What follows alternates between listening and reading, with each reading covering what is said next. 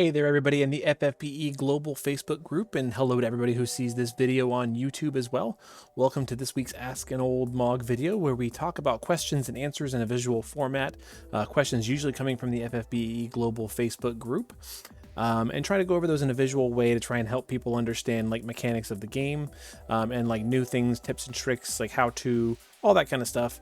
Today we don't have a question of that nature, but instead more like of a discussion, like, you know, kind of like thinking out loud type question, which I also enjoy.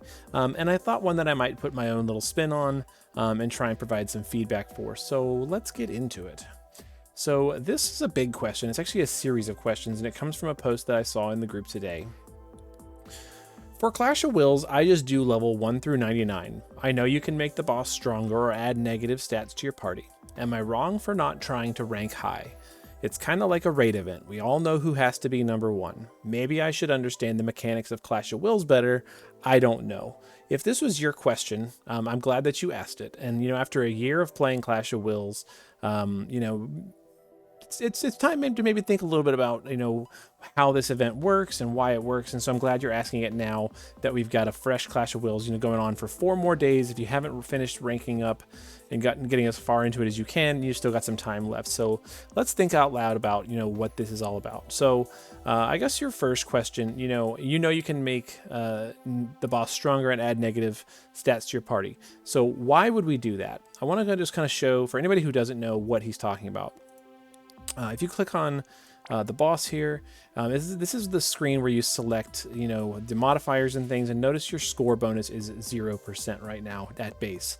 So if you want to make the boss a little stronger, for example, put 4 of these on, your score increases by 120%. And so, you know, if you were able to kill the boss and still get a perfect score, or even just a basic score with all these modifiers on, your score is probably going to be better than it was without, depending on how much damage you can do. And if you can put all the modifiers on, you get a 300% bonus to your score.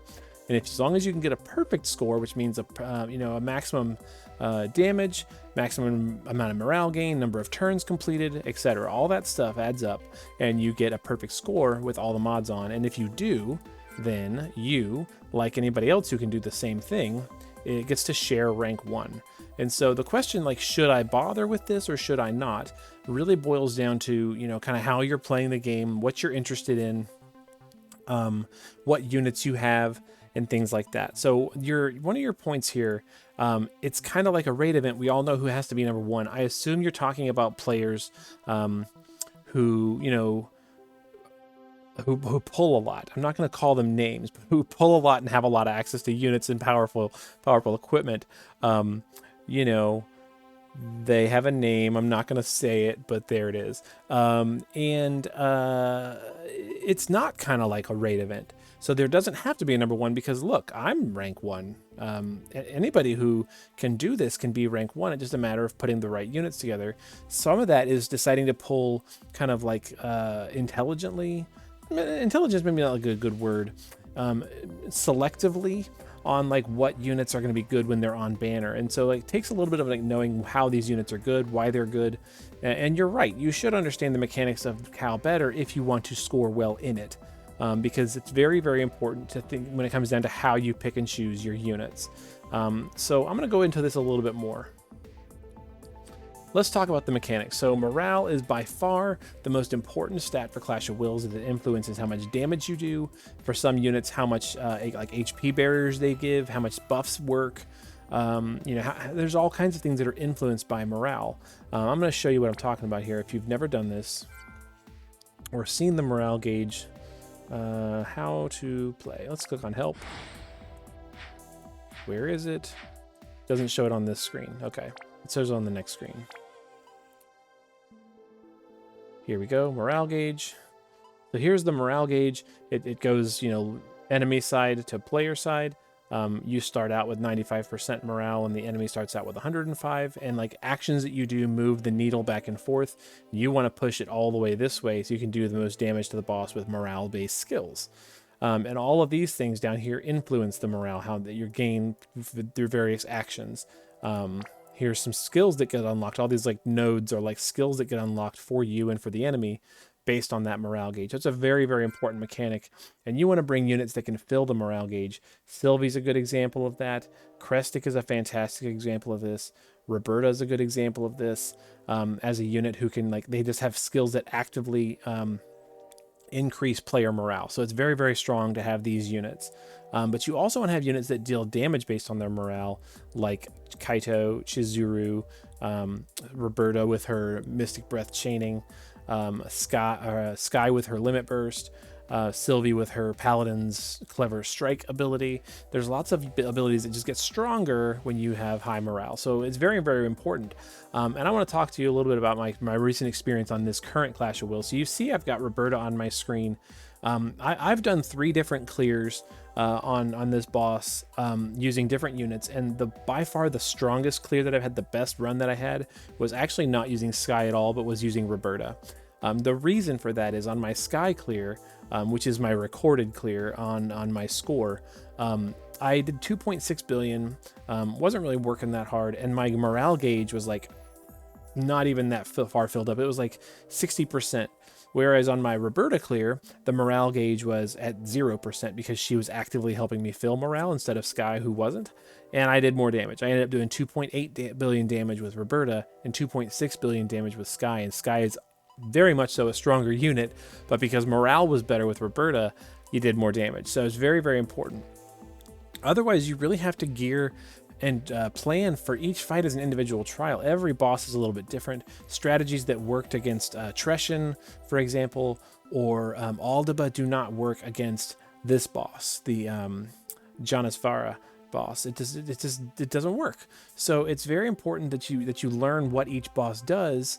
Maybe you do that by kind of studying it, doing trial and error. Maybe you learn that by watching guides. Maybe you learn that by like reading about it on the wiki. Every trial is a little bit different, and so I'd love to say that one team would just work for everything, but it doesn't. I really wanted to bring Xiao to this clear just to show that it could be done, and without good ways to protect Xiao with mitigations, it's really, really hard. Whereas Runda does really, really well, and so there you go. Kind of important to do that and plan for each one. But that said, bringing strong units that do damage based on morale is how you max out your score. The damage score is almost always the hardest thing to get when it comes to Clash of Wills. So bringing morale-based damage dealers is very, very important. I can't remember if I had another element to this. Yes. So your question had to do with, why does it matter? Does it matter if I go for rank 1 or not? And that's going to come down to how much you care about the stuff that I have on the screen right now. So let's go into the rewards. Obviously, for clearing levels 1 through 99, you pick up a lot of really great stuff. 1 out of 10 Neo tickets, Lapis, Xenostone shards, Obnixis shard drops, lots of good stuff here for level 1 through 99. But you also get bonus rewards based on your rank. So if you want to get extra Xenostone at the end of Clash of Wills to make more of the Clash of Wills gear, you get 1,500, right, for getting rank 1. You get 1,500 for getting rank 10. You get 1,250 for getting rank 11 through 50. And if you just want to shoot for the top 1,000, you still get, right? You still get 1,000 as long as you're above rank 500 and below 1,000. So you still do really well there. You still get lots of tickets and stuff along the way. Obviously, it's better to push harder and get a better score if you care about being a craft for Xenostone. So people in my Twitch community, people in my YouTube community, and my Discord sometimes complain, not complain's a bad word. Sometimes they lament not having the Xenostone to make like the Dancer's Diadem hat or the rings, the Magister rings or something like that, because they just didn't have enough because they've not ranked high enough. And some of that's like just like not playing, and some of that is like not being able to score high enough based on the units you have. And if you want those items, you need Xenostone. So you need to do well in the event, or at least try as hard as you can to get as much as you can here. I don't want to give the impression that the people that are in my groups are complaining, but they miss out on having the items. They want those items because they're going to help them do better in the next one or on trials and stuff. But they don't have it because they haven't been able to do it. So is it important?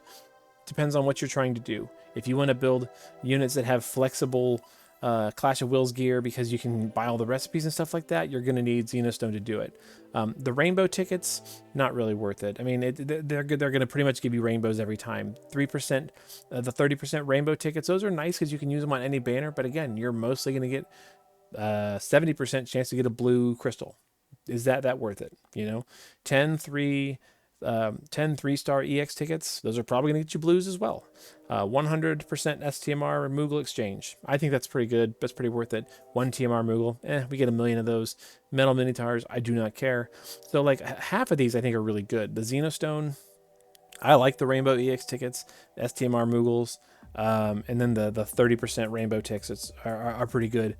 The rest of it, though, I think it's kind of passable. It just depends on how you like to play and what you care about. So to come back to it, you know, should you push for rank 1? Why not? If you have the units and you have the gear to do it, go for it. You know, but even if you can't, you can just turn on some of the modifiers to get a better score and maybe get above rank 1000 and get some more Xenostone than you could before, because the drop off, you know, it's not terribly huge. If you go above 1000, we're into 950, we're into 900 above 2000, 850 over 3000. So it just gets, you know, you get less and less Xenostone the harder or the less you work at it. If you want the Clash of Wills items, you need Xenostone. Push as hard as you can. That's kind of my perspective on it. You know, it's not like a raid because there is no single best player, since we have shared content. And since this is the only shared rank content we get, I feel like it's worth it. Free rewards are free rewards. Go get those free rewards, you know? Playing as a free-to-play player, it's important to get as many free rewards as you can, you know, and as many bonus stuff as you can to kind of like shrink the gap a little bit. Your chances of getting a Neovisions unit off of one of those is fairly low, but any chance is better than no chance. So free stuff is free stuff. Go for it. You know, max out the units that you can using the Xenostone to make good gear. There you go. There's my opinion on that. If you have a different opinion, I would love to hear it. So if there's, you know, some other feedback out there from players, you know, drop a comment below, ask questions, you know, share what your strategy was. Can we help these players out who are struggling a little bit to decide should they push for rank 1, and how are they going to do it with the units that they have? If you've got a question you want to see in next week's video, you know, let me know in the comments as well. I'd be happy to take a request and do some of that.